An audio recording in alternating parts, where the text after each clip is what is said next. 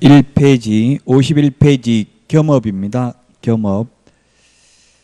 이 겸업제도도 시험에 반드시 한 문제 출제됩니다. 우리 핵심 비교 정리 프린터 24번에 있습니다. 24번에 법인의 겸업 제한이 중요합니다. 그 문제 너무 어려운 거 사이드에 있는 것만 자꾸 보려고 하지 마시고요.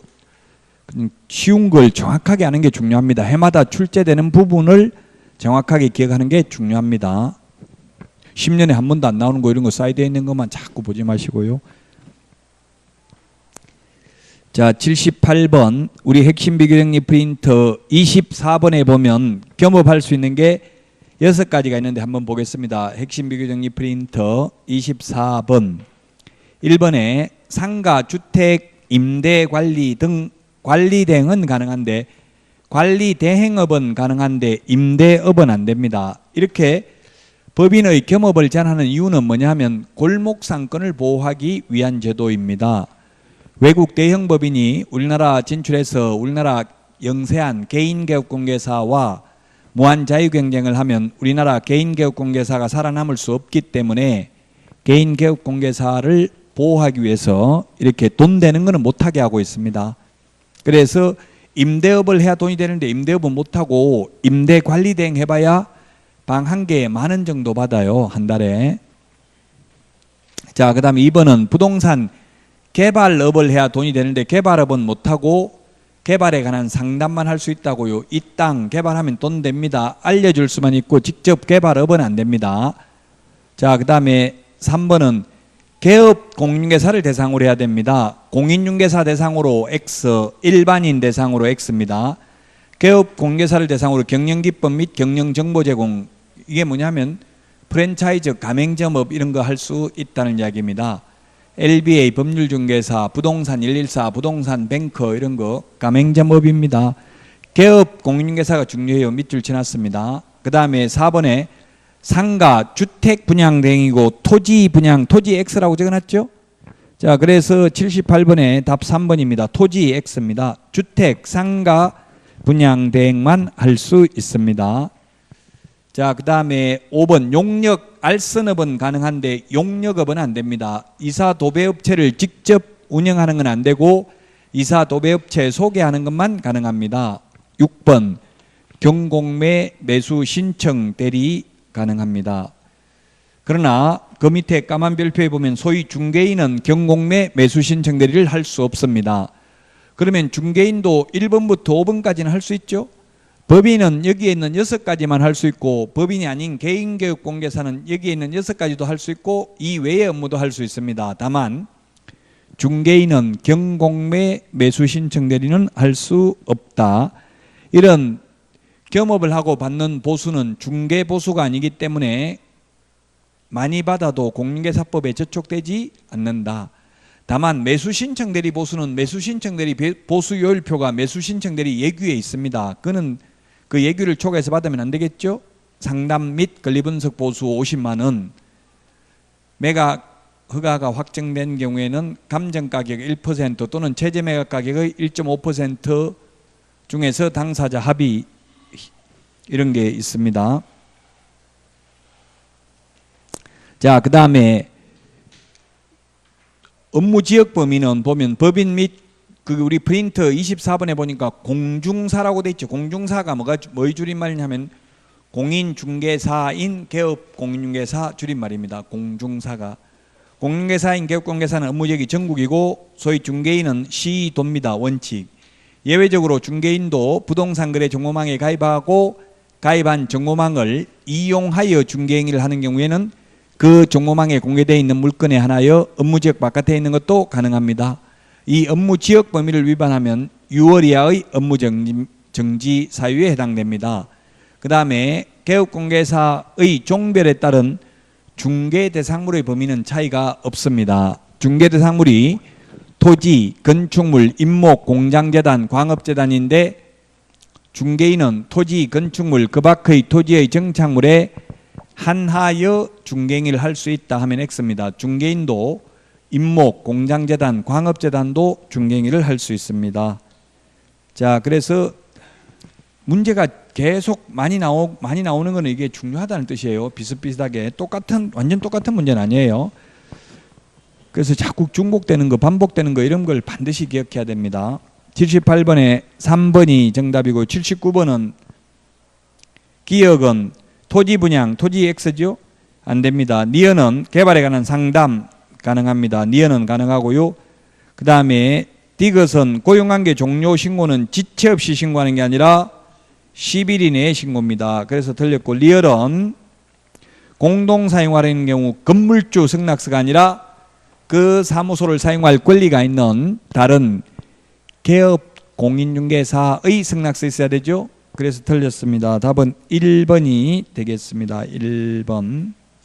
니은 하나만 맞습니다. 자, 그 다음에 80번입니다. 옳은 것은 했는데 1번.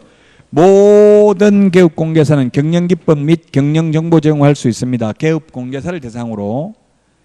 맞습니다. 1번. 2번. 법인이 아닌 모든 개업공개사는 법인인 개업공개사에게 허용된 겸업 업무를 모두 영위할 수 있다. 모두 틀렸습니다. 뭘 못하냐면 소위 중개인은 경공매 매수 신청들이 못한다 했죠. 그래서 2번은 틀렸고, 3번은 부동산 이용 개발에 관한 상담은 겸업할 수 있습니다. 반드시 겸업을 해야 되는 건 아니죠. 해야 된다. X.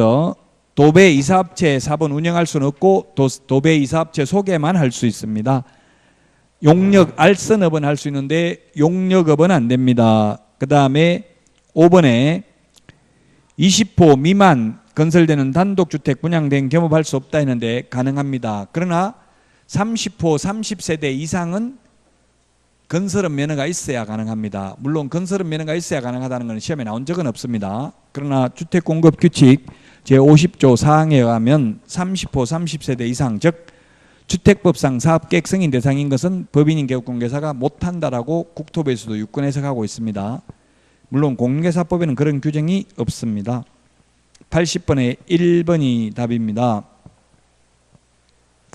81번 틀린 것은 했는데 1번 공인중개사인 개업공개사는 공인중개사 법령 및 다른 법령에서 제한하지 않은 한 업무를 겸업할 수 있다. 담배를 팔아도 되고 중개사무소에서 로또를 팔아도 됩니다. 겸업해도 됩니다. 2번이 틀렸네요. 법인이 아닌 모든 개업공개사는 경공매 매수 신청들이 할 수 있다. 중개인은 할 수 없다. 핵심 비교정리 프린트 24번에 있습니다. 3번 이사업체 소개하는 것은 모든 개업공개사가 할 수 있습니다. 근데 법인은 소개만 가능하고 이삿짐 센터를 직접 운영하는 건 안 되는데 개인 개업공개사는 이삿짐 센터를 직접 운영하는 것도 상관이 없습니다. 4번 주택법상 사업계획 승인 대상이 아닌 것은 모든 개업공개사가 다 분양 대행을 할 수 있습니다. 그 다음에 법인의 겸업제한을 위반할 경우 중개사무소 개설 등록을 취소할 수 있습니다.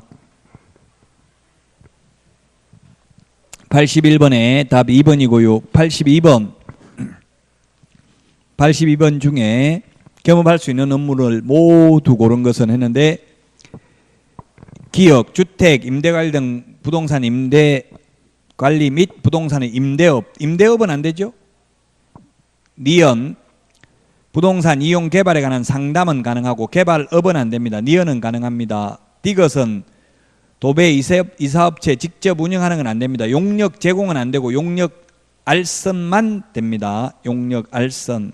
그래서 디귿 안 되고요.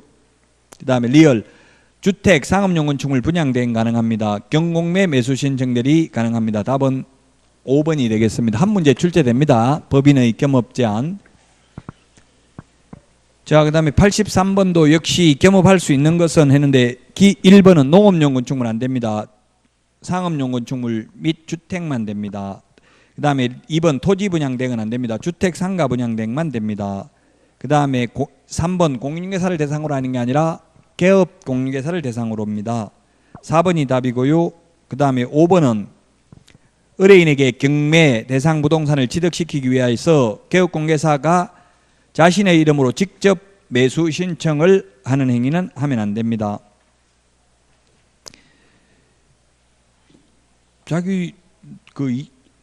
이거는 두 사람이 1등 할 수가 없죠. 경매는 한 명 1등 뽑는데 대리인으로서 입찰도 하고 본인으로서도 입찰을 하면 안 되겠죠. 그래서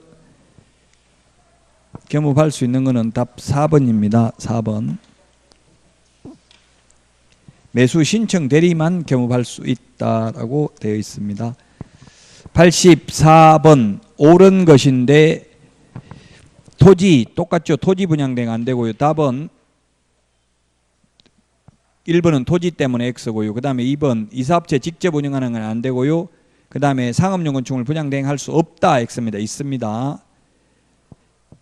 답은 4번입니다. 겸업제한 위반할 경우에 등록을 취소할 수 있습니다. 4번이 답이고요. 5번 대법원 규칙이 정한 요건을 갖춘 경우 법원에 등록하지 않고 경매 매수 신청 대리 할 수 있다. 지방법원장에게 매수 신청 대리인 등록을 하고 그 지도 감독을 받아야 됩니다. 5번도 틀렸고 4번이 정답입니다.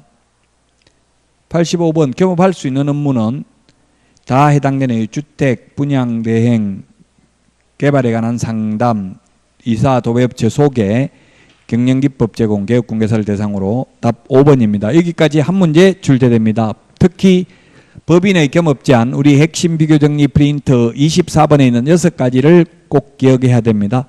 6가지 암기 안 해도 그냥 읽어보면 알 수 있습니다. 법인의 겸업 제한을 하는 이유는 골목상권 보호라고 했습니다.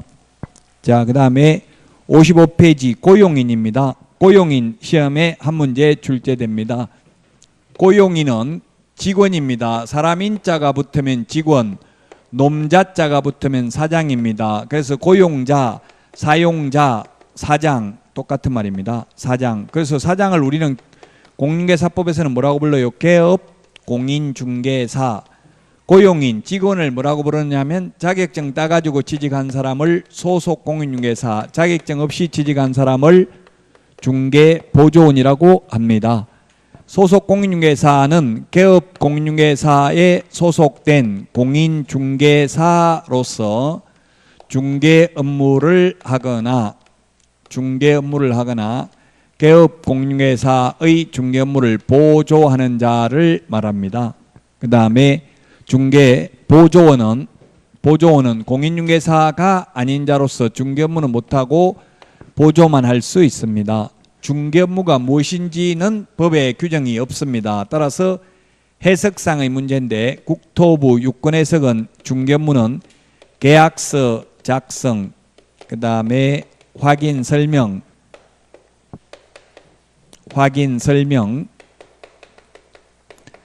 그 다음에 확인 설명서 작성, 이런 것들이 중개 업무에 해당된다라고 보고 있습니다.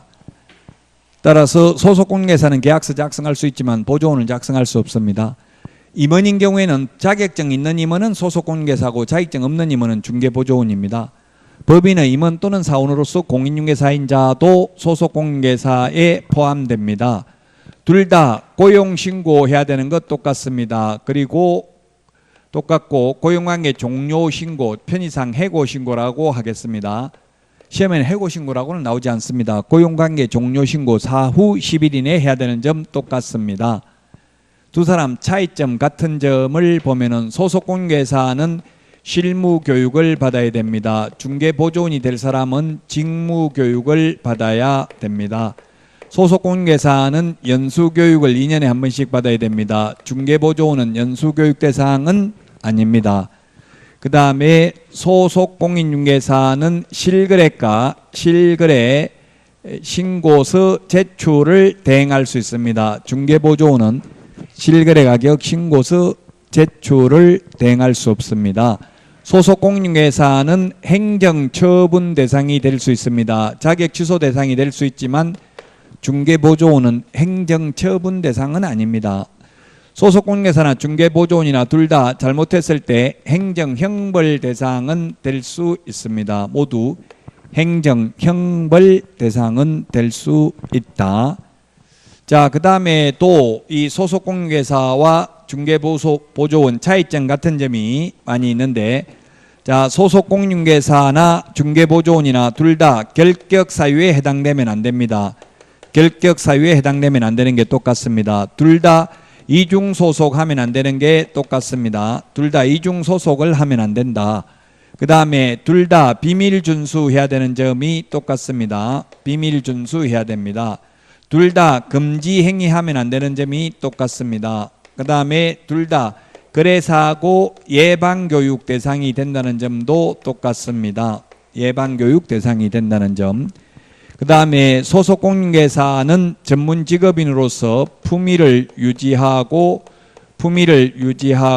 신의와 성실로서 공정하게 중개업무를 수행해야 됩니다. 그러나 중개보조원의 경우에 이러한 명문 규정이 없습니다.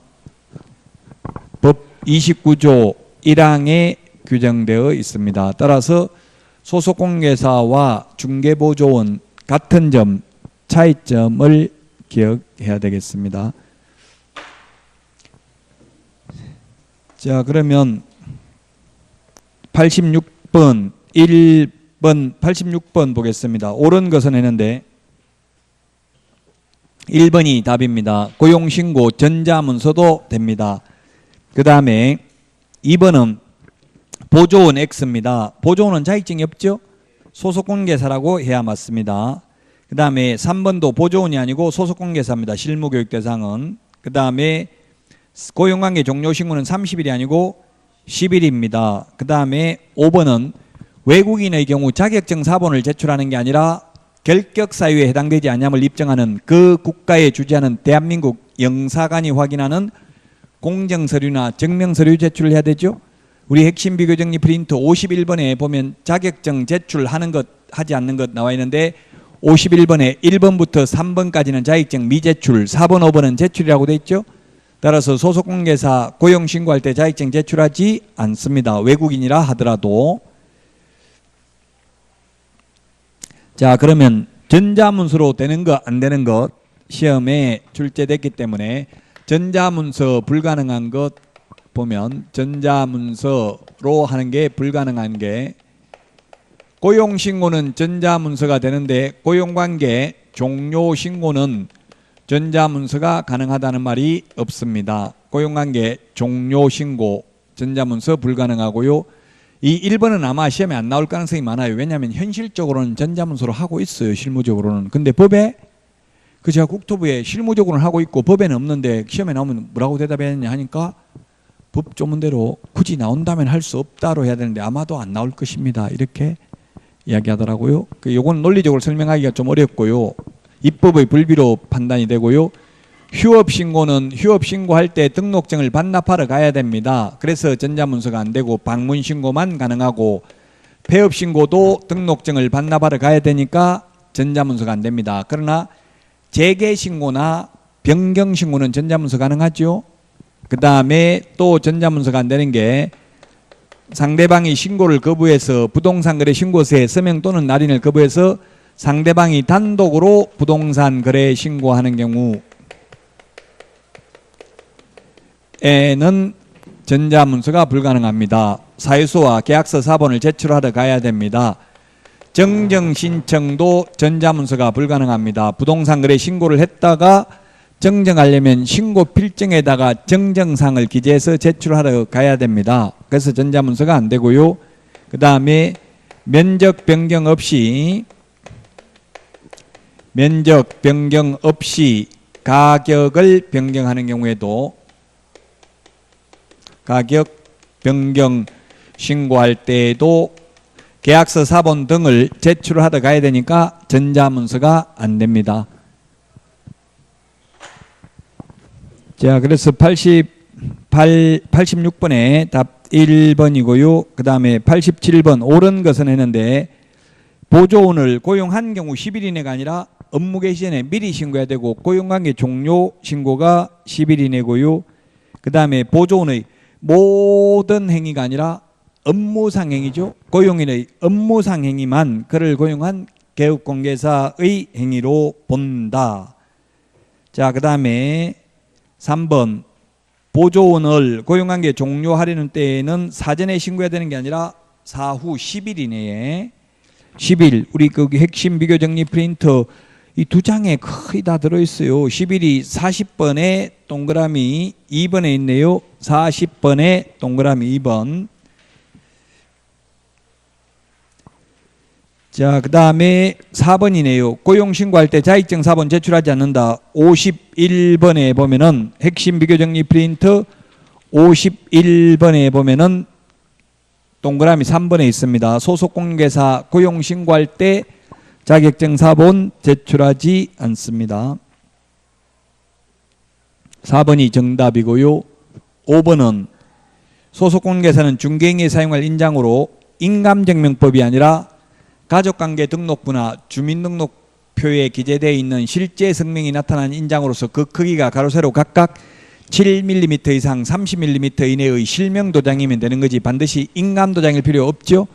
옛날에는 인감 도장이었는데 개정됐습니다. 다만 지금도 법인인 경우에는 법인 인감 도장해야 되죠. 법인의 인장이어야 합니다. 법인의 대표자 자연인 인장이 아니고요. 자, 그 다음에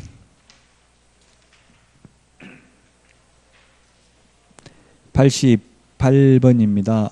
틀린 것은 했는데 답 2번입니다. 앞에서 말했기 때문에 답만 보고 넘어가겠습니다. 7일이 아니고 고용관계 종료신고는 10일입니다. 10일 이내입니다. 88번에 2번이고요. 89번 옳은 것은 했는데 1번 법인이 아닌 개업공개사의 소속공개사는 실무교육 유수하지 않아도 된다 했는데 실무교육은 모든 임원, 사원, 전원 및 분사무소의 책임자, 소속공개사도 실무교육 받아야 됩니다. 자, 2번 소속공개사는 부동산거래 신고 업무를 대리할 수 없다 했는데 신고서 제출을 대행할 수 있습니다. 물론 작성을 대리할 수 있는 것은 아닙니다. 3번 보조원은 소속공개사가 될 수 없지만 소속공개사는 개업공개사가 될 수 있다 했는데 소속공개사가 개업공개사 되려면 그만두고 등록을 해야 됩니다. 그만 안 둔 상태에서 하면 이중소속이기 때문에 안 됩니다. 4번 개업공개사의 과실로 의뢰인에게 재산상 손해를 입힌 경우 양벌규정에 의해서 소속공개사도 공동책임을 진다. 틀렸죠? 사장이 잘못하면 사장만 책임지고요. 직원이 잘못했을 때에는 사장도 책임있죠. 직원을 고용인, 사장을 개업공개사 이렇게 표현하고 있습니다. 사장이 잘못한 경우, 즉 개업공개사가 잘못한 경우는 개업공개사에게만 책임이 있습니다. 양벌규정도 마찬가지입니다. 재산상 손해도 다 마찬가지고요. 양벌규정을 어제 뉴스에 보니까 쌍벌규정 이런 표현을 쓰고 있더라고. 쌍벌규정. 쌍방을 벌한다 이 말이죠.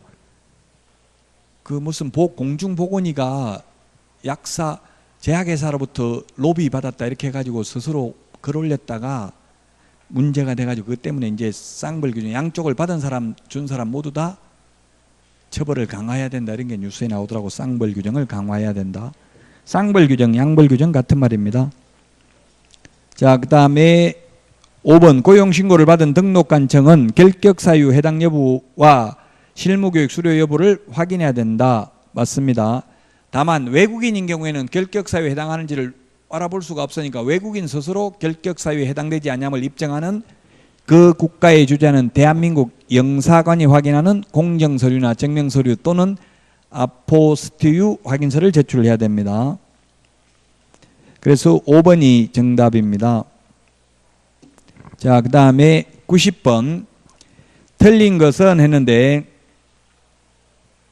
답 4번입니다. 자격증 4번을 게시하는 게 아니라 게시할 때는 원본을 게시해야 됩니다. 등수보자 몇 등 했는지 등수보자 등록증 원본 중개보수율표 보정설정 영명서류 자격증 원본을 게시해야 됩니다. 4번 게시 X입니다. 소속공개사 자격증을 게시 안 해도 소속공개사가 처벌받는 게 아니라 개업공개사가 100만 원 이하의 과태료입니다. 왜냐하면 사무소에 실질적 권한이 개업공개사에게 다 있잖아요. 저도 실장으로 근무하면서 제 자격증을 게시하라고 안 해서 제가 게시했어요. 그랬더니만 저거 빨리 안 내리면 갖다 버리겠다 이러더라고요.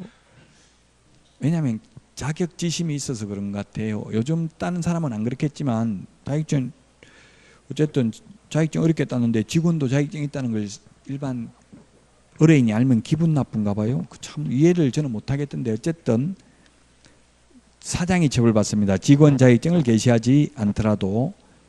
자, 그래서 4번이 답이고요. 91번 보조원에 관한 설명으로 옳은 것은 했는데 법인의 임원은 다른 개업공개사의 보조원이 될 수 있다 했는데 이중소속입니다. 양다리 걸치는 것은 어떠한 경우도 안 됩니다. 임원이 보조원으로 가는 것도 안 되고 보조원이 임원으로 가는 것도 안 되고 뭐 전부 안 됩니다. 이중소속은 안 됩니다. 상거래 질서를 물랑케 하죠. 두 군데 동시에 근무하면. 그래서 1번은 틀렸고요. 자, 그 다음에 고용인의 업무상 행위는 그를 고용한 개업공개사의 행위로 보지요. 따라서 직원이 잘못하면 사장이 민사상 손해배상을 해야 되고 행정처분을 받을 수도 있습니다. 3번 보조원은 서명 날인할 의무는 있다가 아니라 없습니다. 다만 의무는 없는데 서명 날인을 해도 위반은 아닙니다. 아까 이게 그렇게 많이 적었는데도 빠진 게 있네요. 서명 날인. 서명 날인을 소속공개사는 해야 되고 보조원은 할 의무가 없고 없는데 보조원이 개업공개사와 함께 서명 날인해도 위반은 아니다. 그 다음에 소속공개사는 인장 등록해야 됩니다. 중개보조원은 인장 등록할 필요가 없습니다. 그 다음에 4번 고용관계 종료 신고는 1월 이내에 하는 게 아니라 10일 이내. 자, 그 다음에 5번 보조원의 업무상 행위가 법령을 위반하더라도 보조원에게 업무정지 처분을 명할 수 있다는 규정은 없다. 맞습니다. 업무정지는 개업공개사에게만 하는 표현이죠. 보조원은 행정처분 대상이 아니라고 했잖아요. 보조원은 행정처분 대상이 아니다. 보조원은 자격취소, 자격정지, 업무정지, 지정취소 이런 것 대상이 아니다. 91번에 답 5번입니다. 자, 그 다음에 92번입니다. 92번 옳은 것은 했는데 1번입니다. 소속공개사 자격증은 직접 확인하기 때문에 자격증 4번 제출하지 않습니다. 자, 그 다음에 2번은 업무 개시 전에 신고해야 됩니다. 고용신고는 업무 개시 후 10일 이내 X고요. 그 다음에 소속공개사는 직무교육 받는 게 아니라 실무교육 받습니다. 그 다음에 4번은 추정하는 게 아니라 업무상 행위는 그를 고용한 개업공개사의 행위로 본다. 자, 그 다음에 5번 보조원의 업무상 과실로 인한 불법 행위로 의뢰인에게 손해를 입힌 경우 개업공개사가 손해배상 책임을 지고 보조원은 책임이 없다. X입니다. 직원이 잘못했으면 원칙적으로 직원에게 책임이 있고 사장에게 또 책임이 있는 거지. 직원이 잘못했는데 직원에게는 책임이 없고 사장에게만 책임이 있는 것은 아니죠. 다만 사장이 잘못했을 때는 사장만 책임이 있고 직원은 책임이 없습니다. 직원이 잘못해서 손해 입힌 경우는 사장에게 또 책임이 있다. 92번에 1번입니다. 93번 인장등록입니다. 인장등록. 인장등록이라는 것은 계약서 확인설명서에 찍을 도장을 미리 이 도장을 앞으로 찍겠습니다 하고 도장을 찍어서 제출하는 것을 인장등록이라고 합니다. 그래서 인장등록 대상은 누가 인장등록을 합니까? 개업공인중개사와 소속공인중개사만 인장등록을 하고 보조원은 인장등록 안 하죠. 자, 그 다음에 인장등록 시기는 언제까지 등록해야 되냐면 업무 개시 전까지입니다. 업무 개시 전까지 인장 등록을 해야 됩니다. 자, 그 다음에 등록할 인장입니다. 등록 인장은 첫 번째 개인과 법인으로 나누어 볼 수 있습니다. 개인과 법인. 개인은 가족관계 등록부에 등록되어 있는 또는 주민등록부에 등록된 인장으로서 그 크기가 가로 세로 각각 7mm 이상 30mm 이내의 실명도장이면 되죠. 실명도장이어야 됩니다. 아바타, 닉네임, 예명, 가명은 안 됩니다. 실명도장이어야 합니다. 실제 성명이 나타난 인장이어야 합니다. 법인은 상업등기 규칙에 의해서 신고한 법인의 인장이어야 합니다. 법인의 대표자 인장이 아니라 법인 인장이어야 됩니다. 법인 인감도장이어야 한다는 뜻이죠. 법인 인감도장이어야 합니다. 개인은 인감도장일 필요가 없습니다. 그 다음에 변경 등록은 며칠 이내에 해야 돼요? 변경 등록은 사전에 하는 게 아니라 사후 7일 이내에 해야 됩니다. 7일 이내에, 사후 7일 이내에 변경 등록을 해야 됩니다.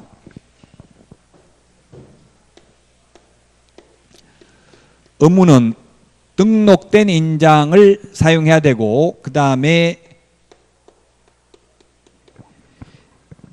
인장 등록도 해야 되고요. 변경을 한 경우 7일 이내에 변경 등록을 해야 됩니다. 이런 의무를 위반했을 때에는 개업 공인중개사는 업무정지 사유입니다.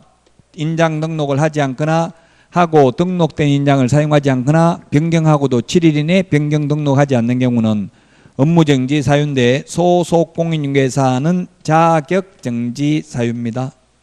소속 공인중개사는 자격정지 사유이다.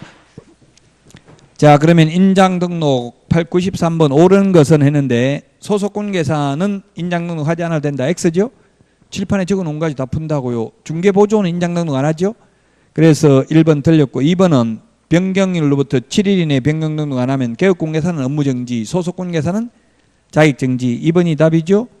그 다음에 3번은 법인의 경우, 주된 사무소의 경우에는 법인의 인장이어야 합니다. 법인인 경우에는 법인의 인장해야 됩니다. 다만 법인의 분사무소의 경우에는 법인의 대표자가 보장하는 인장을 등록할 수 있다. 나고 주된 사무소를 가져다 쓸 수도 있죠. 그래서 틀렸습니다.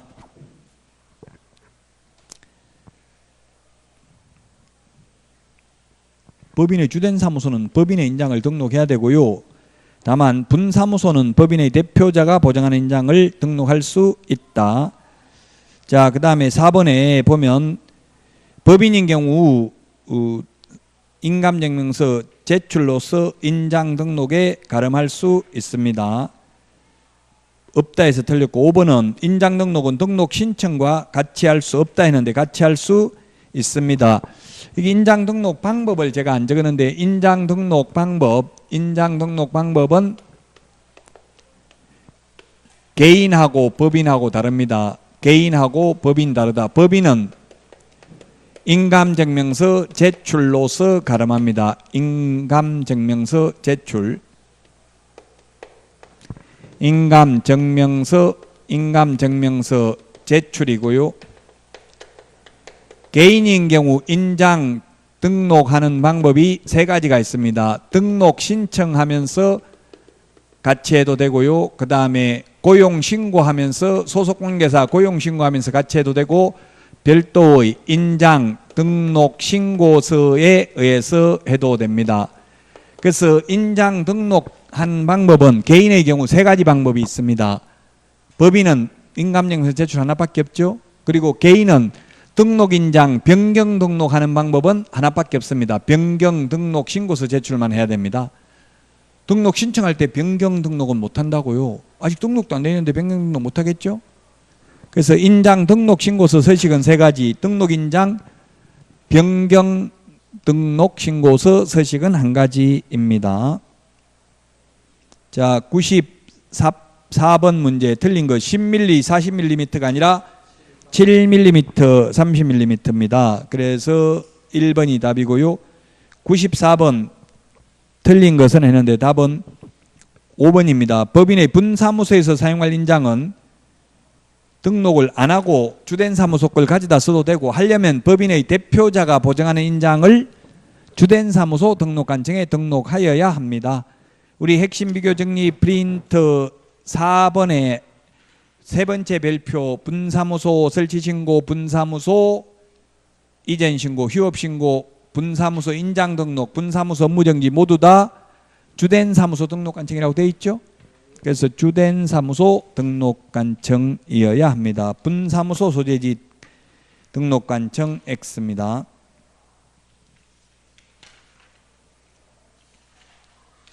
자, 그 다음에 96번 문제입니다. 틀린 것은 했는데 1번이 답입니다. 법인의 경우 법인의 인장해야 되고 법인의 대표자 인장이어야 된다. X죠? 법인의 대표자 인장이 아니라 법인의 인장입니다. 법인 인감도장이어야 된다는 뜻입니다. 대표자 자연인 인장이 아닙니다. 자, 그 다음에 97번 틀린 것은 했는데 답은 4번입니다. 아까도 말했지만 분사무소의 경우에는 법인의 대표자가 보증하는 인장을 등록할 수 있다. 안 하고 주된 사무소 걸 가져다 쓸 수도 있다. 그래서 4번이 틀렸습니다. 법인의 대표자가 보증하는 인장을 따로 등록할 수도 있다고요. 법인의 인장만 등록해야 되는 게 아니라. 98번 틀린 것은 했는데 답 1번입니다. 업무 개시 전이라고 했죠? 업무 개시 후 X입니다. 업무 개시 전에 등록을 해야 됩니다. 자, 그 다음에 99번에 보면은 인장 등록 옳은 것을 모두 고르면 했는데 기억에 중개인에 사용할 인장은 업무 개시 전에 등록해야 됩니다. 맞죠? 2번은 리언은 상업 등기 규칙에 따른 인감증서 제출로 가름합니다. 법인의 경우. 개인의 경우에는 인장 등록하는 방법이 3가지라고 했죠. 등록 신청하면서 해도 되고 소속공인회사 고용신고하면서 해도 되고 별도의 인장 등록 신고서에 의해서 해도 됩니다. 디귿 분사무소에서 사용할 인장으로는 상업등기규칙에 따라 법인의 대표자가 보증하는 인장을 등록할 수도 있고 안 하고 주된 사무소 걸 가져다 쓸 수도 있다. 리얼만 틀렸네요. 인장 변경 등록은 10일 이내가 아니라 7일 이내에 변경 등록을 하여야 합니다. 예, 오늘 여기까지 하고 쉬었다가 바로 오늘 내드린 문제, 오늘 내드린 그 자료 보도록 하겠습니다.